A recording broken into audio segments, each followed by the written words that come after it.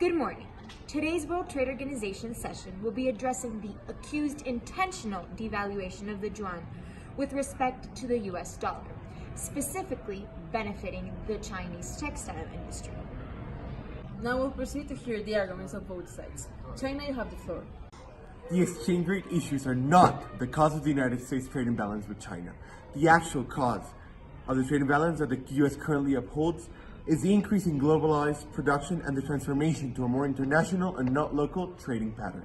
Exactly. And me, as a representative of the manufacturers in China, I agree with the previous statement because a more globalized production has only brought benefits, like more opportunities to sell my products and therefore produce more. This is because it lets me be more interconnected with the people who buy my products and have the opportunity to sell them in a bigger and more open market. Besides, it is important to recognize that the US has restricted some of its exports to China, adding another reason to the trade imbalance. Very well. It's true that there is more than one factor that causes the United States trade imbalance. However, the devalued Chinese exchange rate does give an unfair advantage to the Chinese exporters. All right then, representatives of the United States, what's your take on this issue? Do you have any arguments to counter back? Yes.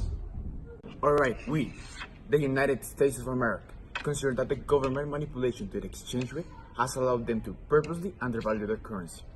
This international manipulation is affecting a wide range of US exporters, including an industry which has been brought as a witness to testify against this unjust situation, which is the textile industry. They, along with many other industries, are the disadvantage in trading with China. We firmly believe that this currency manipulation gives Chinese exporters an unfair trade advantage. This increases our trade deficit. At the same time, they benefit from this increase in surplus. Now, my witness will testify on how this industry is suffering from this great injustice. I am a representative for those who work in the textile industry in the United States of America. To my people, to my fellow workers, this manipulation of the exchange rate is totally unfair and anti-competitive. With such low prices, there is no way the products we create can compete against those created with the extremely undepreciated yuan. Consumers of my industry are now leaning towards Chinese products because they are obviously more affordable. Therefore, the American businesses are receiving such low incomes that they might not fulfill their necessities. It is true that China has a comparative advantage over the USA, but it should be stressed that China is not doing anything illegal that is intentionally affecting the United States. Yet, the United States textile industry cannot compete with China. China, what's your take? Precisely, that's the goal of our products, to make them more competitive. I assure you that neither the appreciation of the renminbi or yuan, nor the checking of the trade agreements with the US will solve the US's internal problems, like the high overconsumption or the high unemployment rates.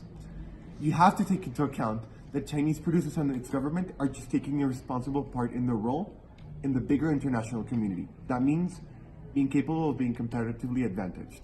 China is much better suited to produce textiles at a much affordable cost, and therefore can sell at a cheaper price. This is not taken into account. Exactly.